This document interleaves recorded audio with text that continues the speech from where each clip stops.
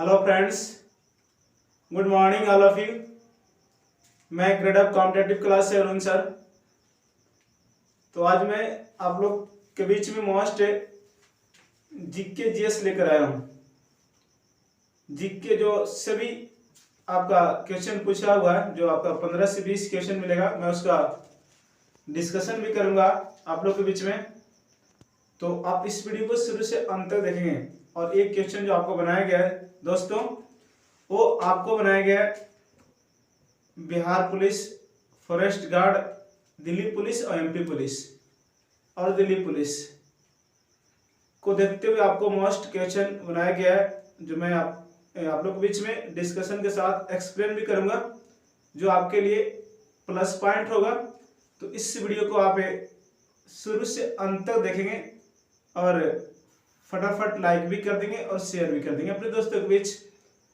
और हमारे YouTube channel grade up competitive classes पर जो नए जुड़ेंगे वो सब्सक्राइब भी कर देंगे। तो दोस्तों मैं आज शुरू करता हूँ आज का मोस्ट आपका क्वेश्चन जो मैं लेकर आया हूँ, जो 15 से 20 मिलेगा आपको। 15 से 20 में लेकर आया हूँ, लेकिन उसके बाद में आपका एक्सप्लेन भी करूँगा, तो आपका क्वेश्चन 50 से 60 बन जाएगा।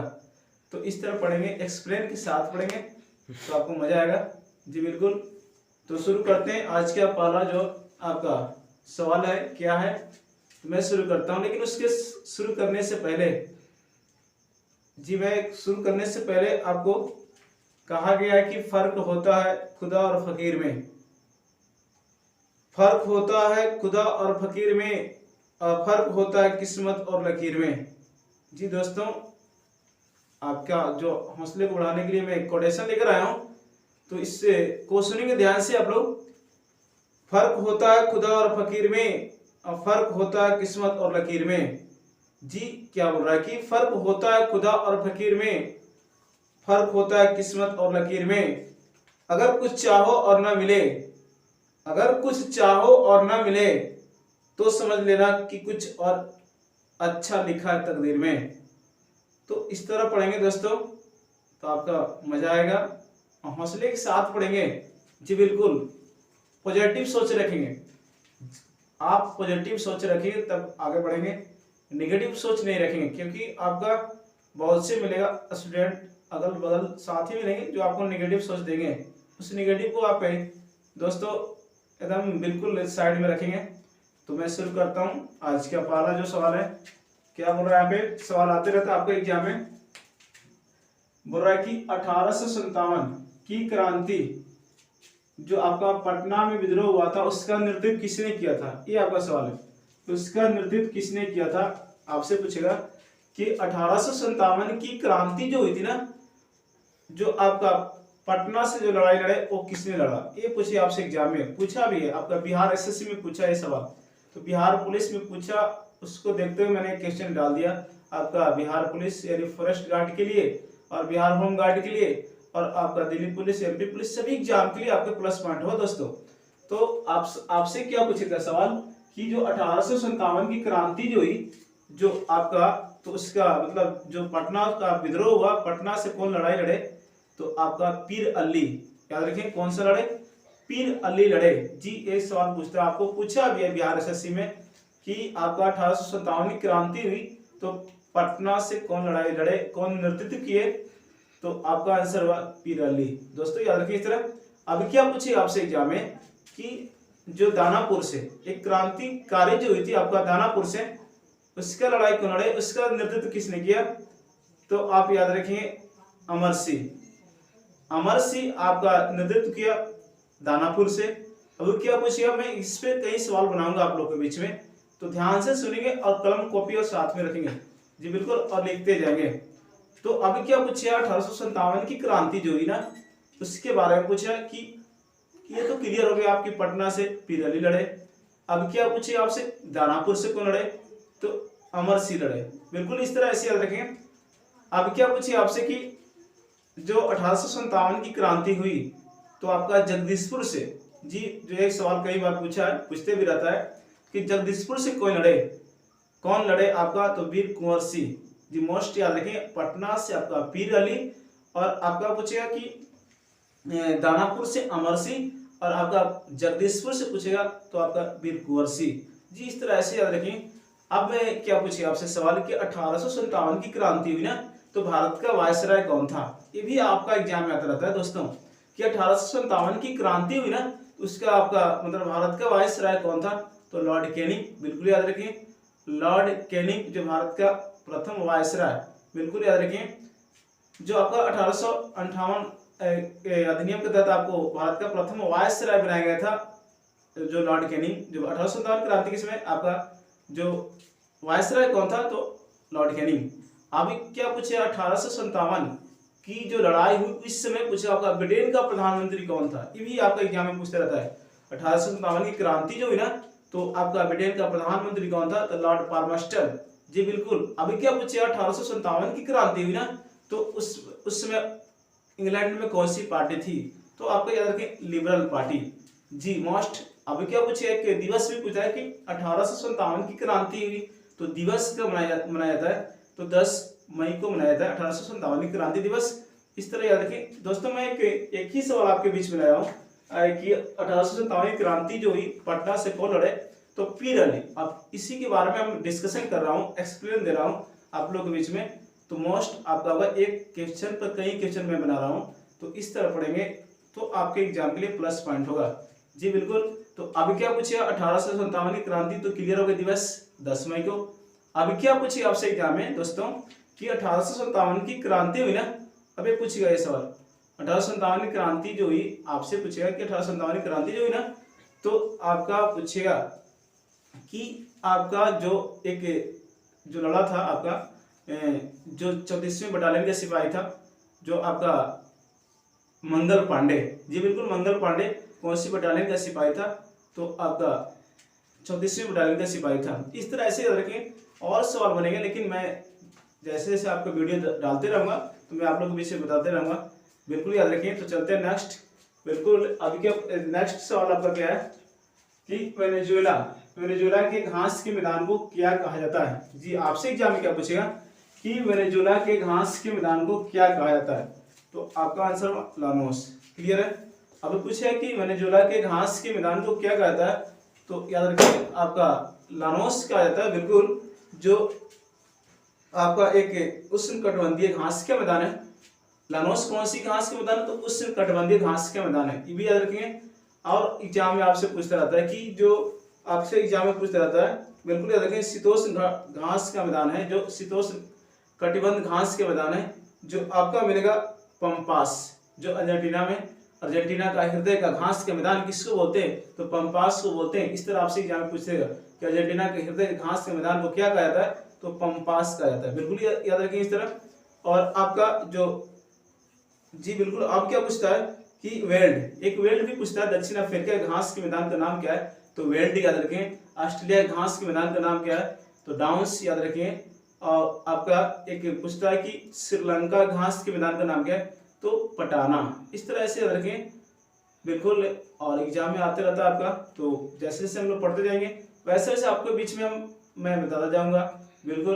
तो चलते हैं नेक्स्ट। आपका सवाल क्या है नेक्स्ट कि 73वां संविधान संशोधन विधेयक 1992 को कब लागू किया गया? ये सवाल पूछे आपसे कि 73वां संविधान संशोधन विधेयक 1992 जो है उसको कब लागू किया गया? ये सवाल पूछा आपका बिहार एसएससी में। जी बिल्कुल। ये जो मैंने क्वेश्चन बनाया ना, सभी क्वेश्चन पूछा हुआ वो बिहार एसएससी में पूछा हुआ सवाल है पीटी में। तो इस तरह याद रखिए। आपका मेंस भी एग्जाम है और आपका जो बिहार आपका दरोगा है, आपका बिहार एसएससी का मेंस है और बिहार फॉरेस्ट गार्ड है। जी बिल्कुल कहा है कि जीके जीएस एक ही होता है, आपका द्रव्य एक ही होता है लेकिन आकार अलग अलग होता है। जी कहा गया है कि द्रव्य एक ही होता है लेकिन आकार अलग अलग होता है। तो ऐसे आपका जीके जीएस ऐसा चीज है ना जो सभी एग्जाम के लिए आपका प्लस पॉइंट होगा, सभी एग्जाम के लिए होगा, न कि आपका केवल स्पेशल आपका दिल्ली पुलिस के लिए या बिहार पुलिस के लिए, बिहार एसएससी के लिए, ऐसा नहीं सोचेंगे आप।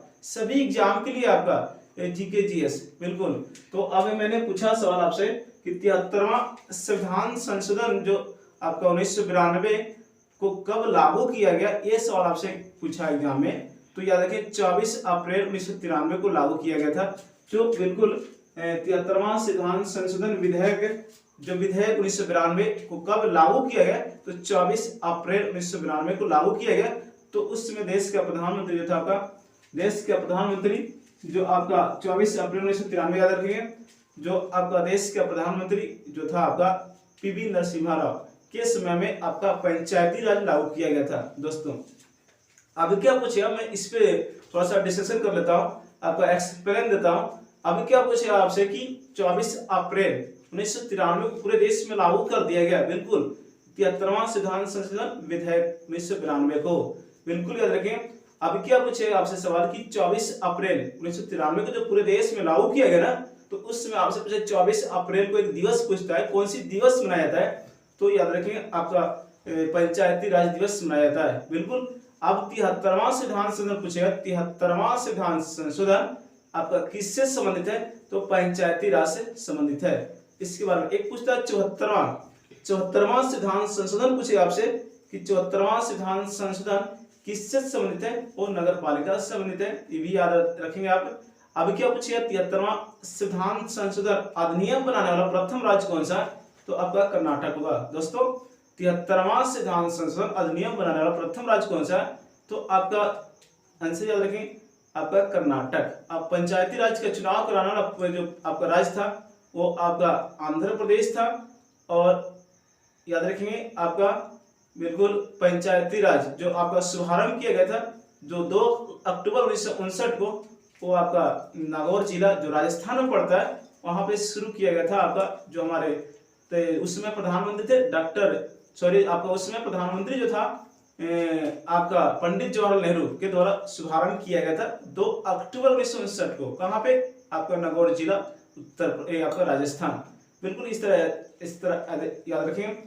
अब क्या पूछे आपसे कि पंचायती राज में कितने विषय प्रदान किए गए, तो याद रखें पंचायती राज में जो विषय प्रदान किए गए वो 29 विषय प्रदान किए गए, और पंचायती राज के जो उल्लेख किया गया आपका 11वीं अनुसूची में, बिल्कुल ये भी पूछता है कि 11वीं अनुसूची किससे संबंधित है, तो पंचायती राज से, बिल्कुल। अब क्या पूछे आपसे कि पंचायती राज जो लागू किया गया वो भाग कितना, तो भाग 9 याद रखें, भाग 9 में पंचायती राज का उल्लेख किया गया, और 9 का कब पूछेगा, तो नगर पालिका का उल्लेख किया गया, नगर पालिका में 18 विषय प्रदान किए गए। और आपसे क्या पूछेगा दोस्तों, यहाँ पे याद रखें कि अब पूछेगा आपसे कि जो आपका पंचायती राज अनुच्छेद कितना बोलता है, तो 243, बिल्कुल याद रखें 243 अनुच्छेद बोलता है। इस पे आपका ट्रिक मिलेगा दोस्तों, अगर पंचायती राज के बारे में पूछेगा अनुच्छेद कितना, तो 243, बिल्कुल याद रखें 243 पंचायती राज बोल रहा है, ठीक है। अब क्या पूछा, इसी को हम लोग जोड़ देंगे ना, ऐड कर देंगे, 2 + 4 + 3, तो 4 2 6 + 3 बराबर कितना हो गया 9, तो भाग 9 कितना हो गया, भाग 9 में आपका पंचायती राज का उल्लेख किया गया 243, तो 2 + 4 + 3, तो जोड़ेंगे तो 9 आता है, तो भाग कितना 9 पंचायती राज का उल्लेख किया गया है, बिल्कुल इस तरह ऐसे याद रखेंगे। अब चलते हैं नेक्स्ट, आपका क्या बोला नेक्स्ट, धूपगढ़ जो सतपुरा पर्वत क्षेत्र की सर्वोच्च चोटी है, बिल्कुल एग्जाम में कैसे पूछे आपसे सवाल बनेगा कि सतपुरा पर्वत की सबसे ऊंची चोटी कौन सी है, तो धूपगढ़ी, बिल्कुल सतपुरा पर्वत की सबसे जो आपका उच्चतम चोटी कौन सी है, तो याद रखिए आपका जो आपका धूपगढ़ी है, बिल्कुल। और आपसे पूछे सतपुरा पर्वत, एक सवाल इससे आपको बनता है, मैं आपका एक ट्रिक बता दे रहा हूँ, तो ट्रिक के माध्यम से याद रखें, ऊपर को मिटा देता हूँ, कोई दिक्कत है, ऊपर को मिटा दे रहा हूँ यहाँ पे दोस्तों। अभी क्या पूछेगा आपसे सवाल, एक ट्रिक पूछेगा आपसे कि VN, यहाँ पे देखेंगे VNST, आपका पूछेगा VNST, और आपसे पूछेगा कि VNST, बिल्कुल याद रखें VNST एक ट्रिक है आपका, मैंने सतपुरा पर्वत के बारे में बता रहा हूं, बिल्कुल याद रखें सतपुरा पर्वत के बारे में मैं बता रहा हूं कि आपका VNST जो होता है आपका, हाँ VNST एक ट्रिक है आपका, बिल्कुल याद रखें VNST ट्रिक है जो आपका जो डिवाइड करता है, जो मैंने अभी सवाल बताया आपको कि सतपुरा पर्वत की सबसे उच्चतम चोटी कौन सी है? तो धूपगढ़ी, ये तो क्लियर हो गए आप। अब ये मैंने पूछा VNST, ये ट्रिक है, मतलब कहने का मतलब पूछेगा वी से विंध्य पर्वत याद रखें, विंध्य पर्वत, और एन से लिखेंगे नर्मदा, एन से नर्मदा नदी, और एस से आपका सतपुरा, सतपुरा, सतपुरा आपका पर्वत हो गया, और टी से हो गया ताप्ती, टी से हो गया ताप्ती। जी बिल्कुल कैसे पूछेगा सवाल, मैं बता रहा हूँ आपको, बिल्कुल कैसे पूछेगा आपसे कि जो आपका विंध्य पर्वत और सतपुरा पर्वत को कौन सा नदी डिवाइड करता है। जी बिल्कुल पूछेगा आपसे कि विंध्य पर्वत और सतपुरा पर्वत को कौन सी नदी डिवाइड करती है, तो आपका क्लियर है नर्मदा नदी। कौन सी नदी? नर्मदा नदी। आपको ट्रिक में ही मालूम है कि बीच में आपका नर्मदा नदी है, बिल्कुल। विंध्य पर्वत और सतपुरा पर्वत को कौन सी नदी डिवाइड करती है, तो नर्मदा नदी। अब क्या पूछे आपसे एग्जाम में कि नर्मदा नदी और ताप्ती नदी, बिल्कुल याद रखें, नर्मदा नदी और ताप्ती नदी को कौन सा आपका पर्वत डिवाइड करती है, तो आपका सतपुरा पर्वत, बिल्कुल याद रखें, सतपुरा पर्वत। तो आपका ये ट्रिक है VNST, ये मोस्ट आपके एग्जाम के लिए एक न एक इससे सवाल आपको बनता है, एग्जाम में पूछता है, पूछा भी है दोस्तों। तो इस तरह ऐसे याद रखें।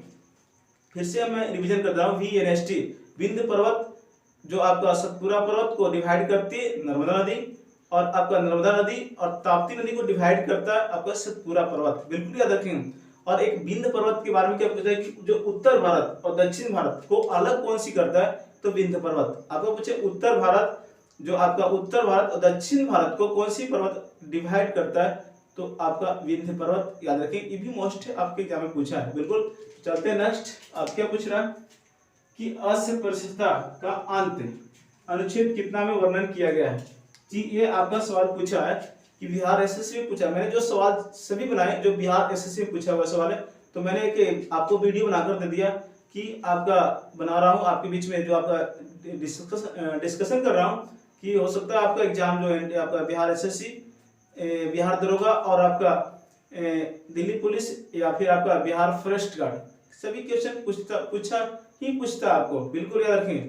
तो इसी का मैं रिवीजन कर रहा हूँ। आपका अस्पृश्यता का अंत पूछेगा, अनुच्छेद कितना, यानी छुआछूत का अनुच्छेद कितना बोलता है, तो 17 याद रखें, 17 अनुच्छेद छुआछूत बोलता है। अस्पृश्यता का अंत किया जाता है, बिल्कुल याद रखें। जो पूछा है कौन सी अनुच्छेद को गांधी जी का छुआछूत कहा जाता है, कौन सी अनुच्छेद को आपसे पूछा कौन सा अनुच्छेद है जिसको गांधी जी का अनुच्छेद कहा जाता है, छुआछूत जिसको, तो याद रखें 17 अनुच्छेद। तो इससे दो सवाल आपका जो मौलिक अधिकार में वर्णन किया गया, फंडामेंटल राइट्स में आपका वर्णन किया गया जो अस्पृश्यता का अंत है। जी उल्टा सवाल भी पूछेगा आपसे एग्जाम में कि अस्पृश्यता का अंत कौन किसमें उल्लेख किया गया है, तो आपको ऑप्शन देगा मौलिक अधिकार, आपका मौलिक कर्तव्य, आपका DPSP देगा, मतलब राज्य के नीति निर्देशक तो देगा, प्रस्तावना देगा, तो किसमें आपको आंसर देना, तो आपका अस्पृश्यता का अंत जो वर्णन किया गया वो आपका मौलिक अधिकार में किया गया, बिल्कुल याद रखें। जो आपका 14 से 18 जो आपका समानता का अधिकार का उल्लेख किया गया उसमें वर्णन किया गया, आपको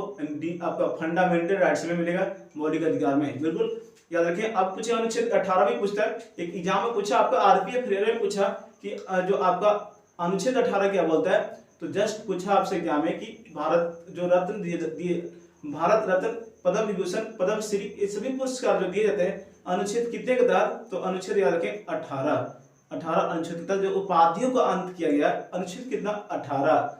और आपको पूछे कि जो एक पूछता आपसे कि जो आपका 16 लोक नियोजन पूछता आपका, लोक नियोजन का वर्णन किया गया अनुच्छेद कितना, तो 16, बिल्कुल याद रखिए इस तरह। और अनुच्छेद 15 वर्णन किया गया आपको जो आपका धर्म जाति लिंग के आधार पर आपका भेदभाव नहीं किया जा सके, ये आपका 15 अनुच्छेद बोलता है। 14 क्या बोलता है कि विधि के समझ क्षमता, मतलब सभी देशों के सभी व्यक्तियों के लिए समान कानून लागू हो, ये आपका बोलता है अनुच्छेद 14, बिल्कुल याद रखें। जो समानता का अधिकार में वर्णन किया गया 14 से 18, बिल्कुल इस तरह याद रखें। चलते हैं नेक्स्ट। तो इस तरह आपको अगर वीडियो पसंद आए तो आप फटाफट लाइक भी कर देंगे और शेयर भी कर देंगे अपने दोस्तों के बीच, और जो हमारे YouTube channel getup competitive classes पर जो नए जुड़ेंगे वो सब्सक्राइब कर देंगे ताकि आपका नोटिफिकेशन जाते रहे, जो मैं भी वीडियो बनाऊं आपके पास पहुंचते रहे, बिल्कुल। नेक्स्ट क्या, बोकारो स्टील प्लांट किस देश के सहयोग से बनाया गया, ये भी पूछे आपसे कि बोकारो स्टील प्लांट किस देश के सहयोग से बनाया गया, तो रूस के सहयोग से बनाया गया था, बिल्कुल 1968 में बनाया गया, जो आपका तृतीय पंचवर्षीय योजना में बनाया गया था। भी पूछता आपसे एग्जाम में कि बोकारो स्टील प्लांट की किस पंचवर्षीय योजना में बनाया गया, तो याद रखें तीसरी पंचवर्षीय योजना जो रूस के सहयोग से बनाया गया, जो आपको 1968 में बनाया गया। और आपसे पूछा कि दुर्गापुर जो ब्रिटेन के सहयोग से बनाया गया, और राउरकेला जो आपका जर्मनी के सहयोग से बनाया गया, ये भी याद रखेंगे, जो आपका द्वितीय पंचवर्षीय योजना में बनाया गया था। बिल्कुल इस तरह से याद रखें। चलते नेक्स्ट, रॉलेट एक्ट के संबंध में ये पूछा, रॉलेट एक्ट के संबंध में मोतीलाल नेहरू ने कहा था कि इस एक्ट में अपील, वकील और दलील की व्यवस्था का अंत कर दिया गया। बिल्कुल पूछे आपसे एग्जाम में, क्या पूछेगा दोस्तों याद रखें, आपसे एग्जाम में पूछेगा कि जो मैंने बनाया सवाल कि रॉलेट एक्ट के संबंध में कौन सी व्यक्ति ने कहा था कि इस एक्ट में अपील, वकील और दलील की व्यवस्था का अंत कर दिया गया, तो आपका मोतीलाल नेहरू। बिल्कुल याद रखें, मोस्ट है आपका मोतीलाल नेहरू ने कहा था। तो आपका रॉलेट एक्ट आपको मालूम होगा, जो आपका सिडनी एक्ट से संबंधित है। रॉलेट एक्ट जो सिडनी आपका रॉलेट एक्ट पूछा किससे आधारित है, तो आपका सिडनी एक्ट से आधारित है। बिल्कुल याद रखें, जो रॉलेट एक्ट 1919 जो आपका बिल्कुल याद रखें, जो जालियांवाला बाग हत्याकांड से संबंधित है। बिल्कुल याद रखें, जी पूछता है कि 1918 में रॉलेट एक्ट पास हुआ था। अगर पूछे रॉलेट एक्ट कब पास हुआ, 1918 में पास हुआ था, तो इसके तहत बिना कसूर के किसी भी व्यक्ति को पकड़कर आपका जेल भेज दिया जाता था, रॉलेट एक्ट के तहत। बिल्कुल। अब पूछे आपसे कि रॉलेट एक्ट में भारत का वायसराय कौन था, तो लॉर्ड चैम्सफोर्ड, याद रखेंगे भी। और आपसे पूछिए कि जो रॉलेट एक्ट जो हुआ था, यानी जालियांवाला बाग हत्याकांड जो हुआ था, वो आपसे पूछे कि जालियांवाला बाग हत्याकांड के समय भारत का वायसराय कौन था, तो लॉर्ड चैम्सफोर्ड। और जालियांवाला बाग हत्याकांड के विरुद्ध में आपका महात्मा गांधी ने केसर-ए-हिंद की उपाधि लौटा दिया था। ये भी आपसे एग्जाम में पूछता रहता है, तो इस तरह ऐसे याद रखें। अब मैं चलता हूं नेक्स्ट सवाल पर। बिल्कुल, अब गौतम बुद्ध के जन्म का प्रतीक चिन्ह क्या है, ये आपसे एग्जाम में पूछा कि गौतम बुद्ध के जन्म का प्रतीक चिन्ह क्या है, तो कमल और साण। कौन सा, कमल और साण, जो गौतम बुद्ध के प्रतीक चिन्ह याद रखेंगे, कमल और साण। और आपको मालूम है कि गौतम बुद्ध को एशिया का मरीज भी कहा जाता है। बिल्कुल, एशिया का मरीज पूछे किसको बोलते हैं, तो गौतम बुद्ध को बोलते हैं एशिया का मरीज, लाइट ऑफ एशिया बोलते हैं।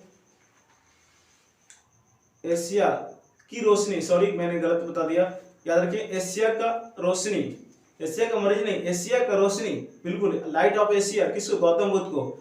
एशिया का मरीज आपका जो कहा जाता है, उद्देश्य आपका चीन को कहा जाता है। यूरोप का मरीज जो कहा जाता है आपका तुर्की को कहा जाता है। तो थोड़ा सा ध्यान भटक गया, इसकी वजह से मैं बोल दिया आपके बीच में। तो अब यहाँ पे याद रखें, लाइट ऑफ एशिया मैंने बताया, तो आप गौतम बुद्ध को बोलते हैं। बिल्कुल याद रखें। और आपका गौतम बुद्ध जो आपका बोध गया, जो आपका पीपल के नीचे ज्ञान की प्राप्ति हुई थी। बिल्कुल याद रखें। अब क्या पूछा कि एक सवाल और, गौतम बुद्ध यानी पूछता है कि प्रथम बौद्ध संगीति आपका कब हुआ, 483। द्वितीय बौद्ध संगीति कब हुआ, 383। तृतीय बौद्ध संगीति कब हुआ, तो आपका 255 ईसा पूर्व। और आपका चतुर्थ बौद्ध संगीति कब हुआ, ईस्वी के प्रथम शताब्दी। तो इस तरह से याद रखें दोस्तों। चलते हैं नेक्स्ट, आपका सवाल क्या है, शिक्षा का अधिकार अधिनियम 2009 अप्रैल 2010 में लागू की गई।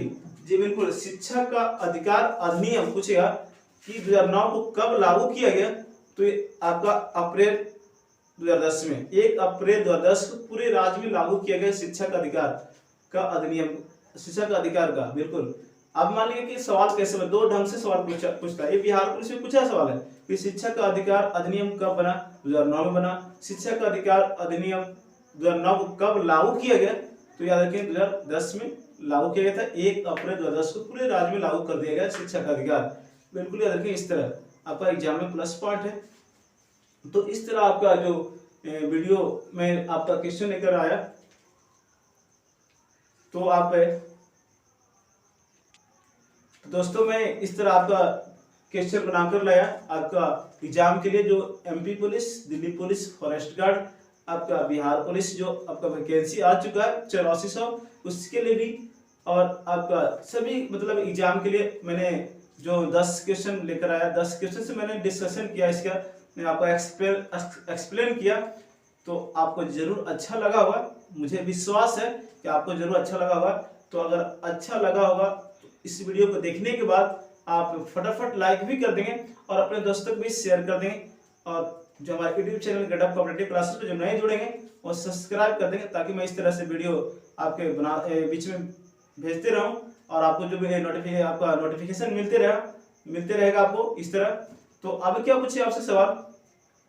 जी सवाल नहीं, यहाँ पे याद रखें, जो मैं अब बीच में आपका सुबह करंट अफेयर भी डालता हूँ, स्टडी जीके भी आपके साथ में देता हूँ, तो उसको भी देखेंगे यहाँ पे। जब आप सब्सक्राइब करे रहेंगे तो आपके पास नोटिफिकेशन पहुंच जाएगा, वीडियो पहुंच जाएगा दोस्तों। और फटाफट आप सब्सक्राइब जरूर करेंगे, शेयर कर देंगे अपने दोस्तों के बीच, और जितने जल्द आप सब्सक्राइब बढ़ाएंगे तो आप लोग के बीच में ऑनलाइन क्लासेस लेकर आऊंगा, और जबरदस्त उसके साथ जीके जीएस और स्टडी जीके में लेकर आऊंगा। अगर ऑनलाइन क्लासेस शुरू हो जाता है, बहुत जल्द ही शुरू मैं करने वाला हूँ, तो आपके साथ एक अच्छे मिलेगा, कैप्सूल मिलेगा, अच्छे आपका रिवाइटल मिलेगा, जो आपके लिए प्लस पॉइंट होगा एग्जाम के लिए बिल्कुल। तो यहाँ पे कहा गया है, बिल्कुल कहा गया कि तेरे पसीने की हर बूंद को मोती मोती जैसा चमकाऊंगा। बिल्कुल यहाँ पे क्या बोल रहा है कि तेरे पसीने की हर बूंद को मोती मोती जैसा चमकाऊंगा, मां तू सपने बड़े देखना पूरे करके मैं दिखलाऊंगा। बिल्कुल इस तरह याद रखें। आपका ये जो कोटेशन दिया गया हौसला बढ़ाने के लिए, तो आपको अच्छा लगा होगा, मुझे विश्वास है। तो फिर हम नेक्स्ट आपके वीडियो लेकर आऊंगा, जो आज मैं जीके जीएस लेकर आपके बीच में आया, तो जरूर अच्छा लगा होगा, मुझे विश्वास है। तो दोस्तों आपसे विदा लेता हूँ, फिर मिलेंगे नेक्स्ट डे आपका वीडियो के साथ, अच्छे जीके जीएस के साथ बिल्कुल। तो दोस्त विदा लेता हूँ, फिर मिलेंगे, तब तक के लिए जय हिंद, जय भारत, जय गेटअप कॉम्पिटिटिव क्लासेस, जय बिहार।